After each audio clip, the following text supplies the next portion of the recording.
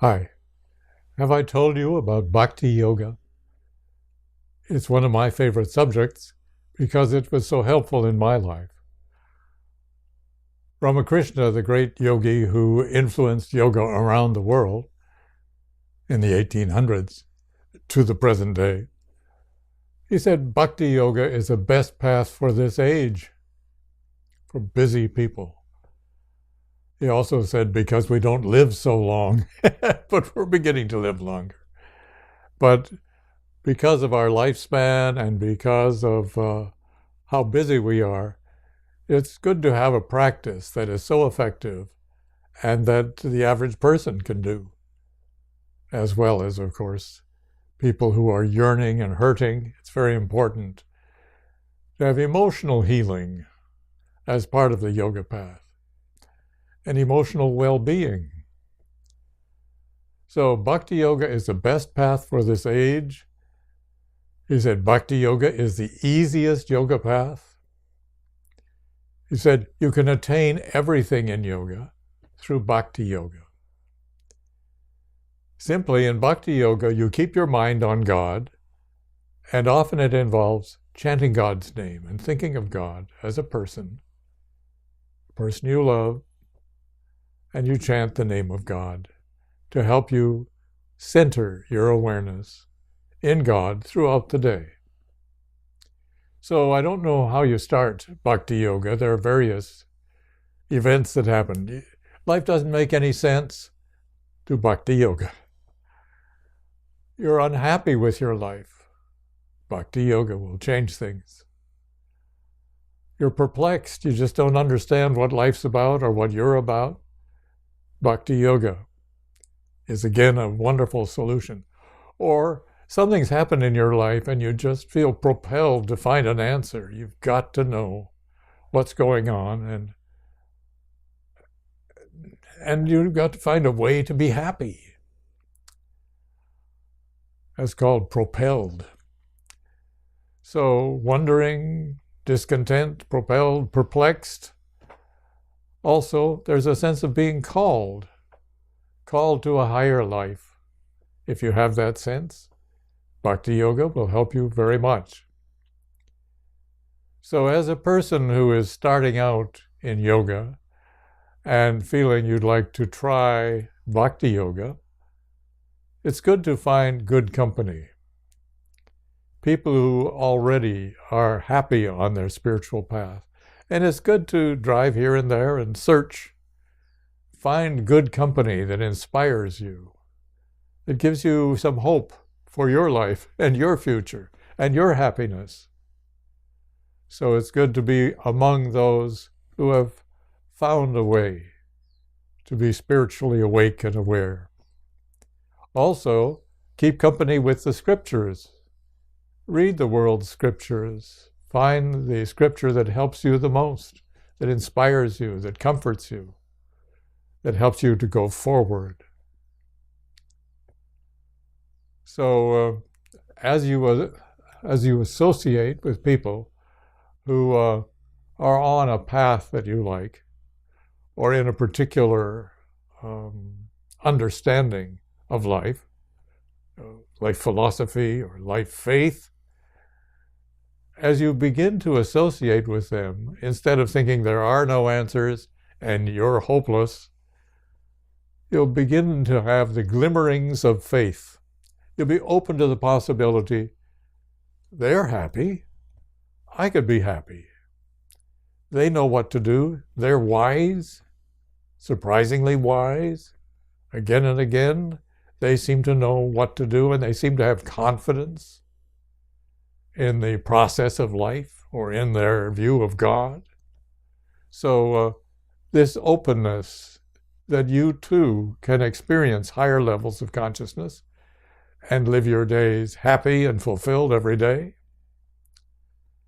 So faith comes, the beginning of faith, openness to higher possibilities, but also acting on that belief by practicing, by developing, by listening, by study.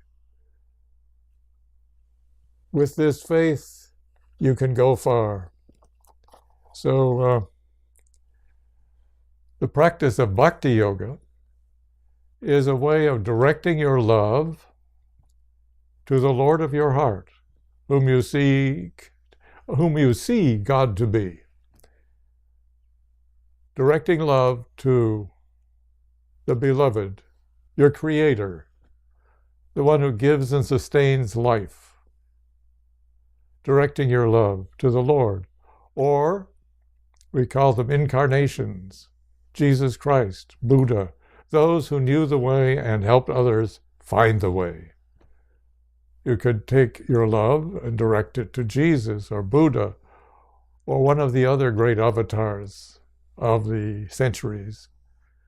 And just thinking of the Lord more personally, so you can have a relationship.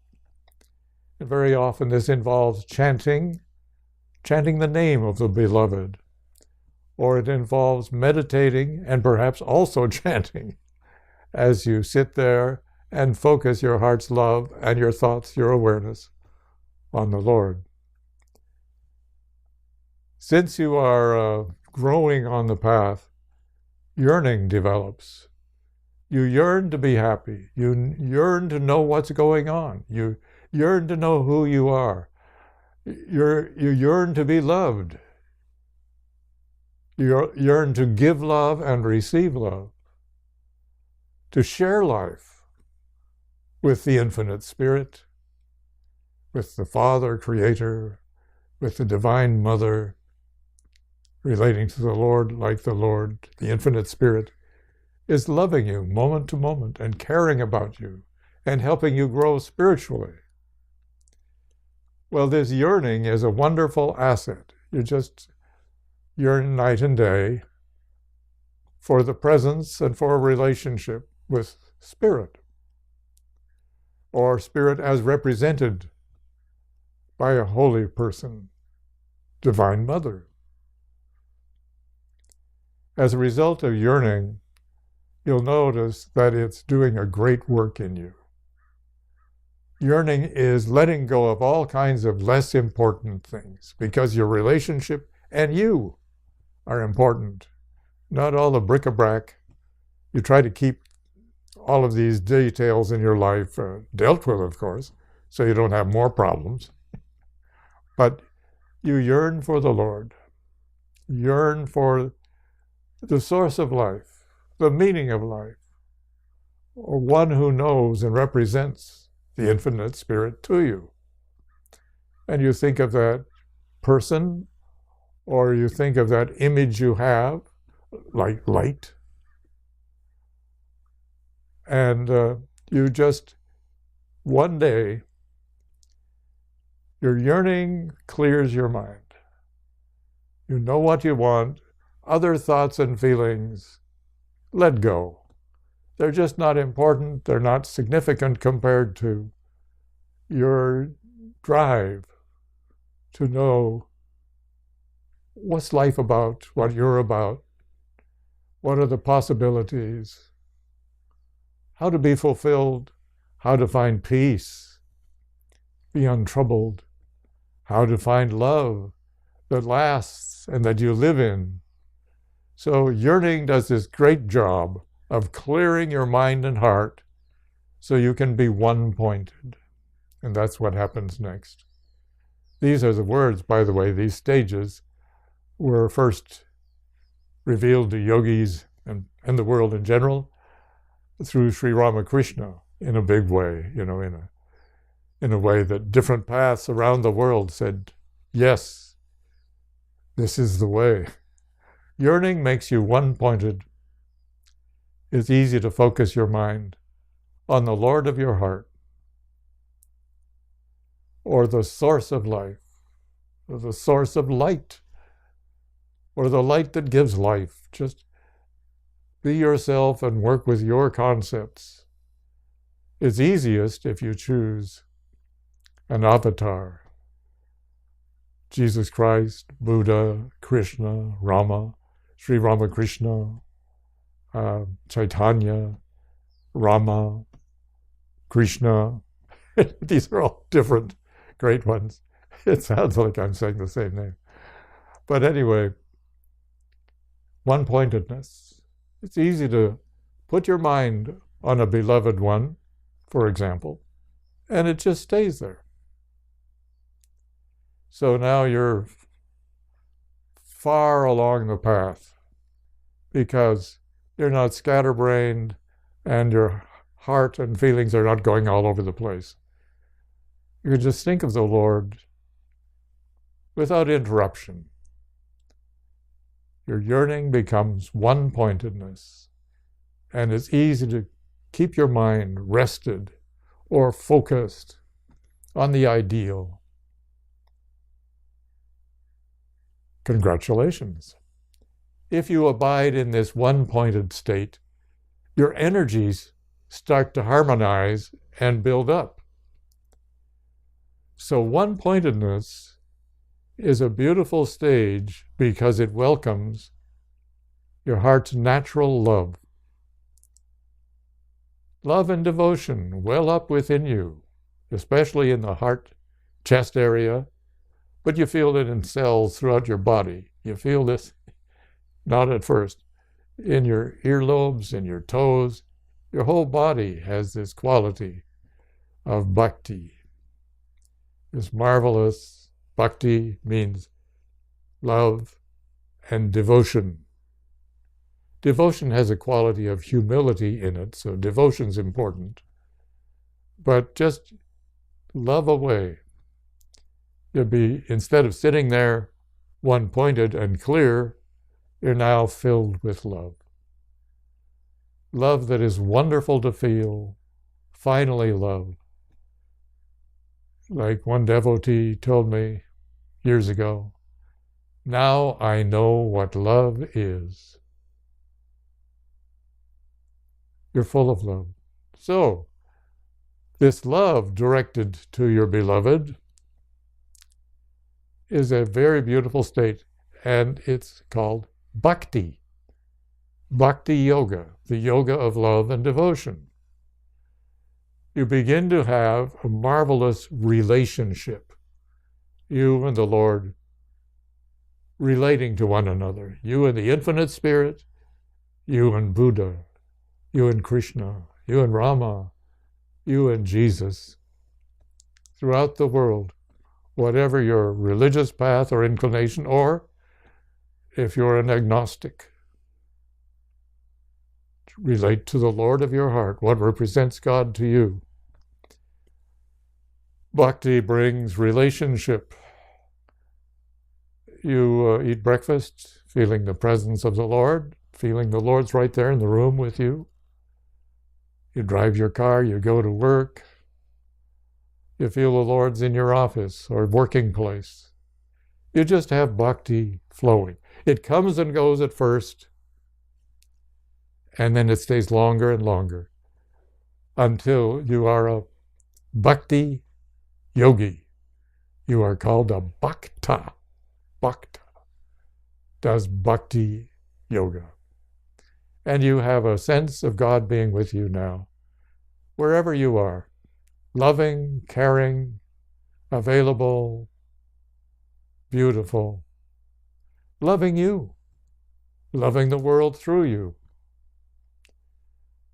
We need more bhaktas. Care to sign up? Well, you can sign up if you do this sincere seeking and this yearning and get one-pointed, then it happens. If it doesn't happen, probably you haven't been one-pointed clearly enough. Other energies have been sabotaged, blocked, or allowed to dominate when they're in the way. Well, you'd think that that would be good enough for a life, better than a PhD in terms of its value to you. Living in a loving interplay with the Lord of your heart. How can we wish you more? Well, there's more. This love grows into beautiful experiences in which the world seems to let go of your attention, and you're sitting in a beautiful mood of love, just you and the Lord, loving one another. Sometimes the love flows from you, sometimes from God to you and upon you. And this state where it's just you and the Lord in a kind of rapture, in a wondrous sense of well-being and wholeness and being at home. It's called a bhava, B-H-A-V-A. And it's what bhakti becomes, bhavas. And these are wondrous, fulfilling states. You didn't believe you could be so happy and fulfilled on this earth. And you relate to life now as one who is found, or one who is home. Bhavas. Well, I could quit there. Maybe I should. Maybe you should. Join me when you want to. But there's more. These relationships you have as you're aware of God all the time, these are often called the moods of Bhakti Yoga. And I'd like to say the main ones to you, but just relate to God. Get yearningness going, one-pointedness going, and bhakti-ness going. Let the rest of these beautiful things happen. But, and they will. Just to get the main thing done. Get to bhakti. But here they are. I feel sorry for people who haven't found awe, because as you experience the presence of the divine in your life and within you, awe. How can this be possible? Little me, insignificant me, the me who has made errors and doesn't understand and has various personality flaws and other flaws in addition to personality. Well, what happens as a result of being loved so and being appreciated by your Creator? You very often come to a point in a bhava. First you've got one-pointedness going, you've got bhakti going, you come to a mind-blowing experience of the wonder of it all. And you're entirely grateful and you're entirely, how shall I say, touched. You're touched all over with the wonder and the glory. That's another good word. A glory of this mood you're in. All humbles your ego wonderfully. So I know of people who have stepped through into moods without passing awe. They bypassed awe. They didn't get that humbling wonder. They don't live in humble wonder. I know a nun, a dear friend, years ago, her breakthrough was awe. And she had wonder on her license plate. And she taught all over the world to already spiritual people. And she would tell them, she'd say 300, please tell me 300 wonderful things about yourself. People could hardly say one. She said, but you were made wonderfully and you are wonderful. And if you're ignoring the wonder of life, you're missing out on spiritual life, because you're meant to live in wonder and awe. Anyway, go deeply when you have some free time. Go deeply into your bhakti and be open to an awe experience, because it's there to happen. But a lot of people don't have awe about anything. They haven't sensed the true proportion of being a person and being a creature created by God, by the infinite spirit. It's full of awe. Anyway, I highly recommend awe. You cannot make it happen, but you could let it happen as you experience this mood, this attitude, this kind of bhava.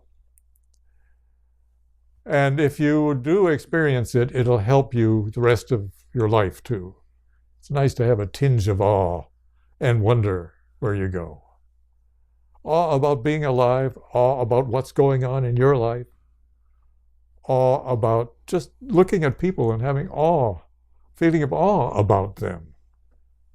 How wonderful they are, how amazing they are.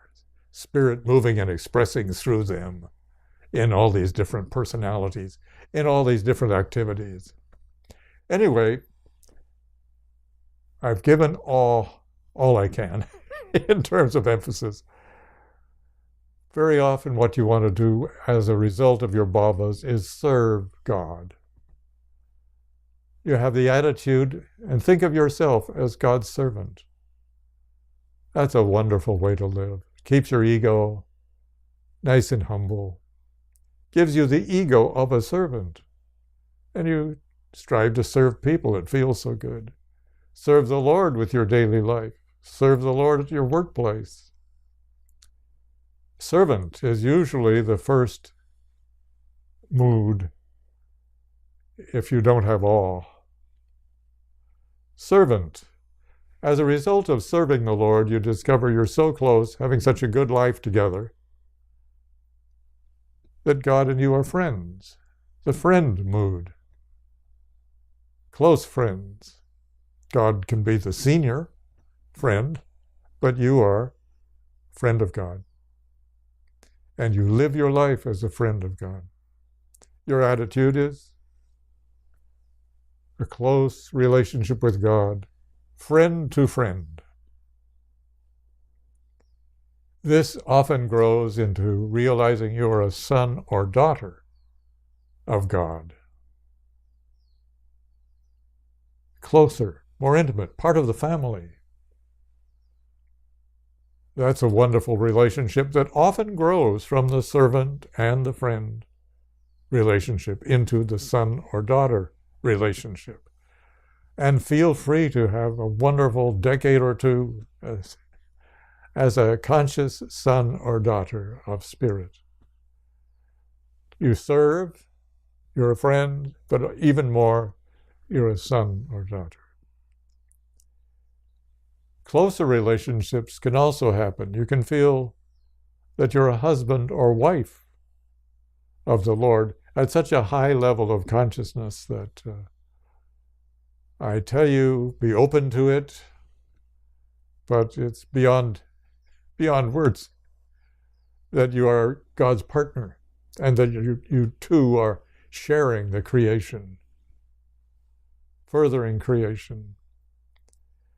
And then one more for those who go to the high heights or the highest heights, the fiancé to fiancé relationship in which lovers who are not yet husband and wife have even more intense love than husband and wife. They kind of mellow in their love, whereas fiancés are burning hot. They are just so intense. So that's also a possibility in the moods. And these are the main moods that are noted by great yogis from the past who wish us well in our Bhakti Yoga path. There are stages that happen also in which your loving grows so much that you forget your body, you forget you're a physical being. It's just spirit within spirit. And that's called prema. Prema, the most intense love, takes you beyond a sense of individual identity. And prema is, what shall I say? What can I say? Prema is available. It's available. Unaware of body, just in this rapture, you and the Lord in rapture together, beyond body, beyond the physical. And this also allows you to experience what most other kinds of yogis talk about, samadhi, the thing itself. These moods reveal the infinite spirit to you, and you become absorbed in spirit. Samadhi. Samadhi is the word we use for absorbed in spirit, only aware of spirit. And that comes to people who practice Bhakti Yoga often as well. So what more can I say? I wish you Bhakti Yoga. I wish you take your worries and concerns and questions and just start loving God from your heart, not from your head. Start in your heart and feel simple love. If you don't feel love and you've got other hurts, direct your feelings, your feeling nature to God for healing. Just be open for God to move in your feelings. So the basic yearning makes you focused, and in this focus comes awareness of bhakti, love. And bhakti will give you the bhavas once you get to bhakti. Well, that's the best I can do right now. I'm trying to tell you something more precious than anything I talk about. But Bhakti Yoga is very often the easiest and best ways for people to grow happy and fulfilled and become yogis, people who live in the harmony of body, mind, and spirit, and in a relationship with the infinite. I wish you whatever you need. The yearning, the one-pointedness, the bhakti. God go with you.